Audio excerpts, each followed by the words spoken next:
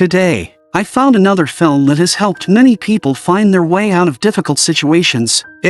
When you start to feel that something is seriously off in your life, do not hesitate. Watch this film carefully from beginning to end, because it truly can help you earn a significant amount of wealth. Because his family was extremely poor, Red dropped out of school at the age of 15 and started working as an ice delivery boy. After exhausting days of hard labor, what he endured most was the ridicule from wealthy kids his own age. Come on, let's go! Their insults made him feel utterly humiliated. While others at 15 were surrounded by luxury cars and beautiful girls, he could only do dirty and exhausting work. Although he was furious, faced with the harsh gap in reality, Red was still powerless to change it. Just as he was holding in all this frustration, a torn newspaper lying among the weeds caught his attention. Printed on it was the legendary story of the billionaire Andrew. Back then, Andrew had also dropped out of school at 15, also suffered discrimination and humiliation, but in the end, through sheer effort,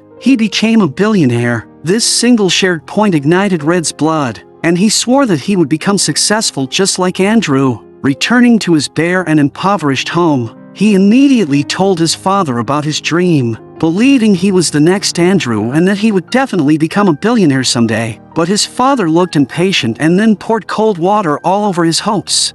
Get it in your head, son. You ain't ever gonna be rich. The only thing you're ever gonna be able to count on is coming up on the short end. That's what was handed me by my daddy, and I'm sorry, but that's all you're ever gonna get from me.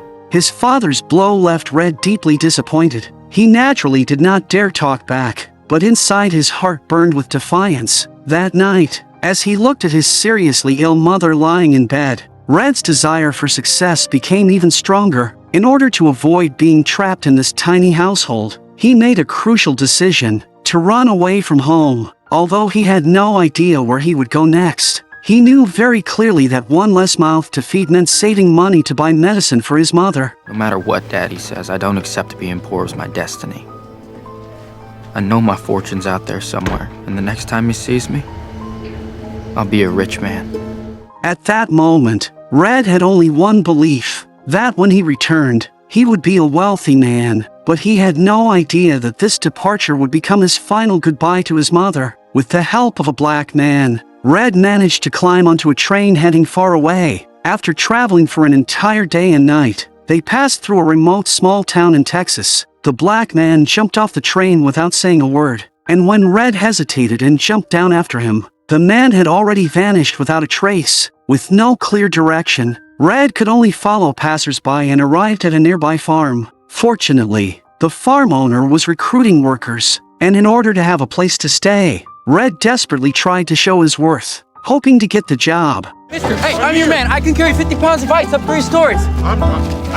The owner was instantly amused by Red. He liked people with initiative, and in the end decided to keep him. The work on the farm involved heavy physical labor driving wooden stakes, and the small and thin Red was clearly not suited for it. The stakes he drove were either loose or collapsed with a push. Maybe Mr. Early can have you build my rabbit fence next. Deep down, Red had an unyielding spirit, and in order to complete the same workload as everyone else, he kept reinforcing the stakes while others were resting. Seeing how hard he was working, the boy admired him and brought him some water to quench his thirst. Being around the same age, the two quickly became familiar with each other. Through their conversation, Red learned that Gus had once also been a child from a wealthy family, but 2 years earlier, due to an economic downturn, the bank had taken away their land. His current dream was to revive his family business and then earn enough money to buy that very bank. Two young men of the same age, both carrying equally unrealistic dreams, formed an unspoken bond at that moment. At night,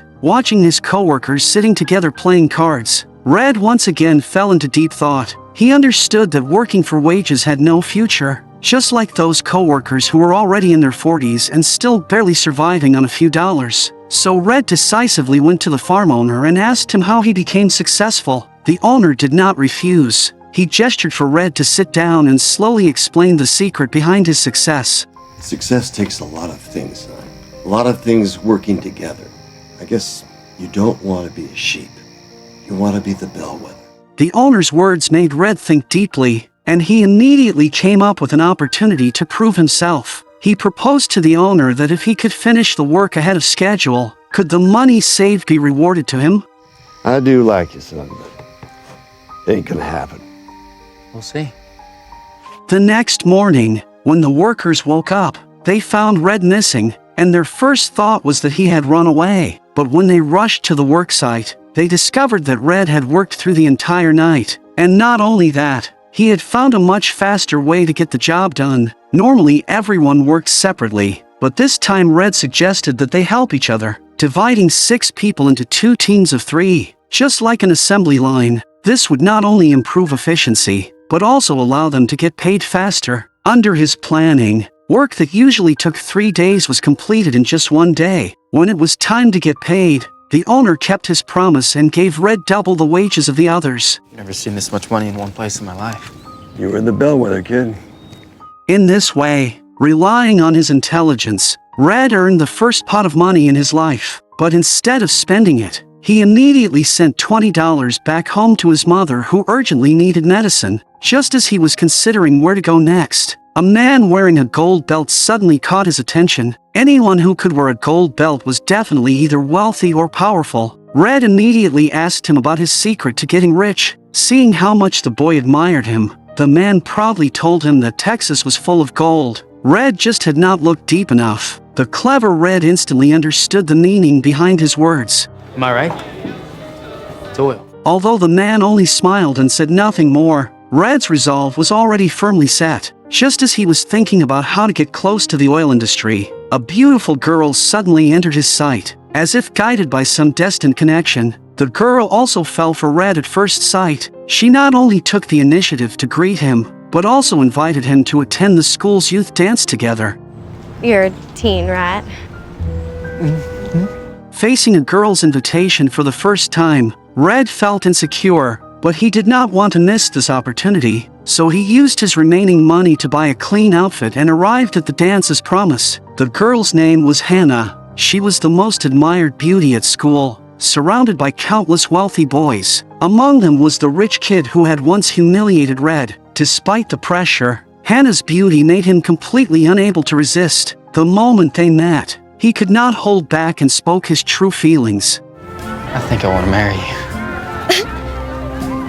Hannah smiled sweetly and did not reject him. In her heart, this shy boy also made her heart race. After a day of growing closer, the next day Red waited for Hannah again at the school gate after class. But in front of those arrogant rich kids, Red looked even more like a clueless country boy. Facing their mockery, the unyielding Red fired back without hesitation. We gotta go. Hey, learn some manners, Ace. Someday this hayseed's gonna be a billionaire. Hannah, we gotta go. Maybe Daddy Warbucks there can drive you home in his limousine. Fine, just go already. Although Hannah knew that Red's dream of becoming a billionaire seemed unrealistic, compared to that, the arrogance of the rich kids disgusted her even more. After driving the rich kids away, Hannah took Red to the principal's office. She believed that a motivated boy like Red should make something of himself in school. However, the moment Hannah expressed her idea, Red immediately rejected it. He believed that studying was simply a waste of time, and that many wealthy people never wasted time on school. He even boldly claimed that if he wanted to, he could easily get into a top university. Seeing that the principal still looked down on him, Red told Hannah to give him any 5-digit arithmetic problem. 4,457,419. Using only 5 seconds, Red instantly calculated the correct answer. Hannah and the principal were stunned. It turned out Red was not exaggerating at all. Not only that, he also immediately noticed that the principal had a skin condition, and the real cause was the tree beside him, whose branches released allergens that caused the eczema. You make, what, $1,700 a year? In this little nowhere Texas town. I'm sorry, sir. I want more. Facing Red's arrogant attitude, Hannah became a little upset. She felt that Red's constant need to compete reflected his attempt to hide his inner self. He trusted no one, not even Hannah. After saying that, she left in anger. I would have believed in you, Red.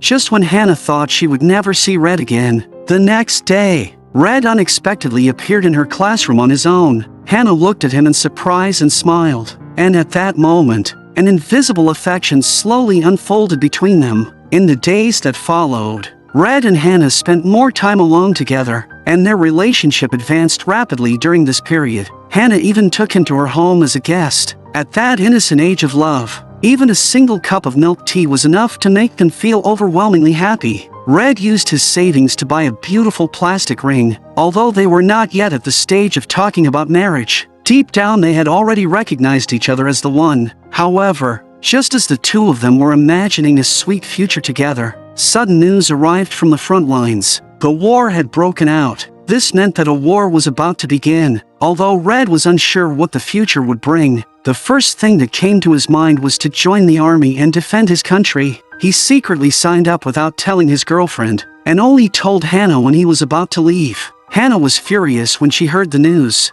because she knew very well that going to the battlefield meant facing extreme danger. But no matter how strongly she opposed it, Red had already made up his mind. No matter how Hannah tried to persuade him, it was useless. Red insisted on going to war.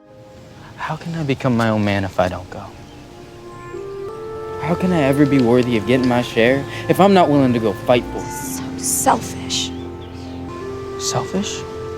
Even with countless worries and reluctance in her heart, Hannah could only watch him leave. Soon, Red followed the main force to the front lines, and on the battlefield filled with explosions, countless lives disappeared every single second. During another mission to deliver messages to the position, a newly arrived soldier was too afraid to go. And when Red saw this, he grabbed the envelope and took on the task without hesitation, because in his mind, every difficulty was an opportunity to move forward. In the time that followed, relying on his fearless spirit, he completed various dangerous missions with outstanding performance in the army. In the blink of an eye, 10 years passed, and after leaving the military, he accumulated a considerable amount of wealth through his achievements. Even then, he never forgot his youthful dream. He had to become a billionaire, so he used his savings to buy a drilling rig, planning to continue his path in oil. However, despite his confidence, the process was full of obstacles. He and his partners dug hundreds of deep wells, yet still found nothing. The workers came and went, batch after batch, and they all felt that Red was wasting everyone's time. After long-term setbacks, even Red began to feel discouraged. He poured all his assets into oil development, and his family was nearly unable to make ends meet. Every time he went home and looked at his children, he felt a deep sense of guilt. What comforted him most was that Hannah always stayed by his side, never leaving him. Do about it right now. How about investing in us? What are you talking about? I know you think it's all about bank accounts and oil wells, but it's not. It's right out there. Only then did Red realize that in his pursuit of success, he had barely spent time with his children for a long while. So for the first time, he played baseball with his son, and his son asked him to teach him how to throw a curveball, but Red himself did not know how. Keep your eye on it.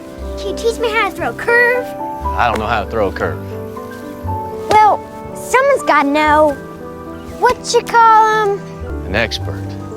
Yeah. His son's words seemed to wake Red up. He realized that he had been blindly drilling for oil without knowing anything about geology. If he could bring in an oil expert, wouldn't everything become much easier? So he scraped together money from everywhere and hired an oil surveyor. Although this surveyor did not look very reliable, with no other options left, Red could only take the risk. The man began operating with a leveling instrument, then put on headphones and continued working. Just when everyone thought this man was unreliable, the next second proved them wrong. At that moment, their excitement was beyond words. They could hardly believe that Red had actually struck oil. At this moment, what covered his body was not just oil stains, but decorations for his future success. Are we gonna be rich now, Dad? Oh, Billy boy. Billy boy, are we gonna be rich? We're gonna be stinking rich! From this point on, they no longer had to worry about money. According to their rough estimate, this land contained at least 50 million barrels of oil, and at the current price of $2 per barrel, Red's dream of becoming a billionaire was within reach. However, just as he was imagining a better life, he did not realize that a crisis was already approaching. Because of envy over Red's huge profits from oil, the local farm owner took him to court, claiming that their land deal did not include oil extraction rights. I got proof you've been cheating me out of my mineral rights on this land. Although Red appeared confident and tough, the legal notice in his hand still forced him to think carefully. Now he could only find a stronger lawyer, otherwise all his dreams would turn into nothing. He firmly believed that professional matters must be handled by professionals, so he immediately called the most famous law school, determined to find their most talented lawyer. On the day of the trial, as soon as Red's lawyer Theophilus appeared, he was met with mockery from the farm owner's side. In an America where black people were widely discriminated against, they did not believe he could make any difference. Seemingly already used to such prejudice, Theophilus did not take it to heart. After briefly understanding the situation from Red, he immediately came up with a strategy. As I was saying, in pulling the records, I noticed that my client purchased the land and mineral rights from your client in a land swap more than 2 years ago. So, all right, if you insist. The deed was recorded exactly 2 years and 2 months ago. Texas law says that the statute of limitation of mineral rights dispute is 2 years. On the nose. Please tell me you knew that.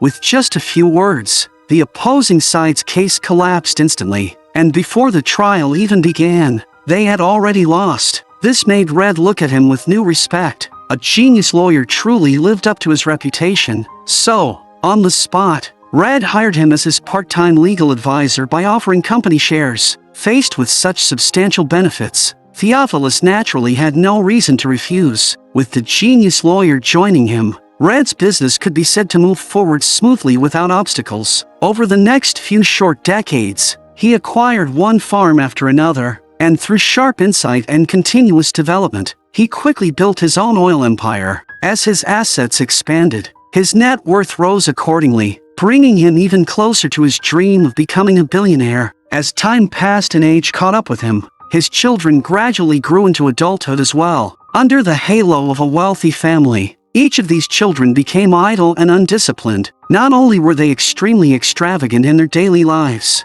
but aside from constantly asking for money, they had no real plans for their future at all. They never see you. When they do, you just throw cash at them. I came home to repack. I got a meeting in Tulsa about the refinery. Red saw all of this clearly, yet at this moment, he simply could not pull himself away. The closer he got to billionaire status, the stronger the desire in his heart became. At present, he believed the most important thing was to take a trip to Tulsa, where he planned to acquire a nearly bankrupt oil refinery. As long as he secured this factory, he would almost completely control the entire regional oil industry chain, and at that point, he would be just one step away from his billionaire goal. What he never expected, however, was that this time he would run into resistance. Because of his rapid rise in business over the years, his soaring status had made Red accustomed to arrogance, and especially his dismissive attitude made the other party extremely displeased. As a result, the other side deliberately made things difficult for him. And usually I need to meet the people I'm doing business with in order to make my determination. Problem is, you don't personally impress me. You're rude, self-serving, and greedy. I will consider your proposal, and I'll get back to you just as quickly as I can. Red initially thought they were just posturing, believing that sooner or later, this nearly bankrupt refinery would still be sold to him. Yet to his great surprise, he and Theophilus waited in the hotel for half a month without receiving any response at all. As Christmas Eve, the time for family reunions, drew near, the two of them inevitably began to feel anxious. Red, do you consider me a friend? Of course I do. Well, as your friend, let's fly home tonight. Like you could be with Anna, with the kids, enjoy Christmas. I told you I'm not leaving till I get that refinery. Look, you could wait till the cows come home, but I'm not missing Christmas with my family. But I'm heading to the airport, and I'm taking the company plane home. At this point, Theophilus truly could not wait any longer, because in his heart, family was always more important than making money. Even if Red were to dock his pay or dismiss him, he still had to go back and reunite with his family that night. After Theophilus left, the entire room was left with only Red, and although he had also thought about going home for Christmas, this refinery was simply too important to his success. Just as he was unsure whether he could still secure the refinery acquisition, early the next morning, someone knocked on the door of his hotel room. It turned out that on the very first day Red arrived, the other party had already drafted the contract, but after seeing Red's arrogant attitude, he wanted to teach Red a lesson. It was just like himself 20 years ago, without suffering a loss. One never truly knows their own limits. The very next day, Red's company appeared on the front pages of major newspapers, and after acquiring the Tulsa refinery, his company officially became a billion-dollar enterprise. This also meant that his childhood dream of becoming a billionaire had finally come true. At that moment, he could barely contain his excitement, and he turned his head wanting to find someone to share it with. But looking around, he realized he was now alone. I'm a billionaire. Joy mixed with loneliness washed over him, and he hurriedly packed his things, wanting to return home and reunite with his family. But just then, a call suddenly came from the hotel room phone, and the moment he answered it, devastating news struck him on the spot. Theophilus had been involved in a severe car accident on his way home. Both of his kidneys were completely damaged, and his life could now only be barely sustained through dialysis. When Red rushed to the hospital and saw his close friend lying weakly on the bed, he finally understood that in his pursuit of becoming a billionaire, he had always lost more than he gained. You've been with me for such a long time. I owe you so much of everything I got. You've been a friend to me. Only at this moment did Red truly awaken, realizing that family and loved ones were the most valuable wealth in life. While reviewing Theophilus's medical records, Red suddenly discovered that his blood type was exactly the same as his own. A bold idea instantly formed in Red's mind, and without hesitation, he donated one of his kidneys to Theophilus. This was not only repayment to a close friend, but also a way of protecting another form of wealth in his own life. I think that means you're a billionaire. Yeah. All that time thinking about it and dreaming about it, and when it finally happened, it just happened. There was no one there to share it with me. I got all the money in the world, and I traded everything that was important to. My kids are a mess. My wife. But you could change that. You could change that, Red. After this experience, Red finally saw his reality clearly. The value of life is never determined solely by the amount of wealth one owns. The warmth of family and the presence of loved ones are the true invisible riches. After being discharged from the hospital, the first thing Red did was gather his entire family together. He first apologized to his wife and children, expressing deep regret for neglecting them and failing to care for them over so many years. He then announced that all future profits from the company would be placed into a charitable foundation, and that this money would be used to help those in society who were in the greatest need. Seeing the displeased expressions on his children's faces, Red felt deeply disappointed. After that, he gave each of them $10,000, hoping they would use the money to help those who needed help. For what? For the chance to learn the gift of giving. No strings attached? We hope that you'll use this money to help others. However, the outcome was exactly as Red and his wife had expected. The children immediately smiled when they received the money, instantly ignoring their father's guidance and instead planning how to spend the sum. Seeing their children behave this way left Red and his wife even more disappointed. All we can do is try. It will take patience. You've never been very patient. At that moment, the youngest son suddenly returned and handed the money back to his father. The son said that he already had enough money and hoped to deposit the $10,000 into the foundation to help those in need. Seeing how understanding his youngest son was, Red felt deeply comforted. His past indifference toward his family had led to the rebellion seen in his children today. He had tightly grasped every opportunity in life, yet ignored the most easily obtainable wealth of all, family bonds. Although only his youngest son passed this test, for Red, this was already the best possible outcome. In the time that followed, the youngest son would inherit his path and continue the charitable work that Red had not fully completed. In reality, our lives may be just like Red's oil drilling. You never know whether the next moment will bring a fountain of wealth or the despair of depletion. Yet it is precisely this uncertainty that forms the charm of life. We cannot pre-write the script of destiny, but we can choose our attitude toward life. Whether to bow to hardship like Red's father, or to bloom in the mud like Red did. Wealth is ultimately fleeting, but the courage forged through struggle, the family bonds awaken through separation, and the dreams that light the way in times of confusion. These are the most brilliant metals engraved into life. When we stand at the end of life and look back, what brings a smile to our lips is never the numbers in a bank account, but the moments nurtured with sincerity and the times warmed by love.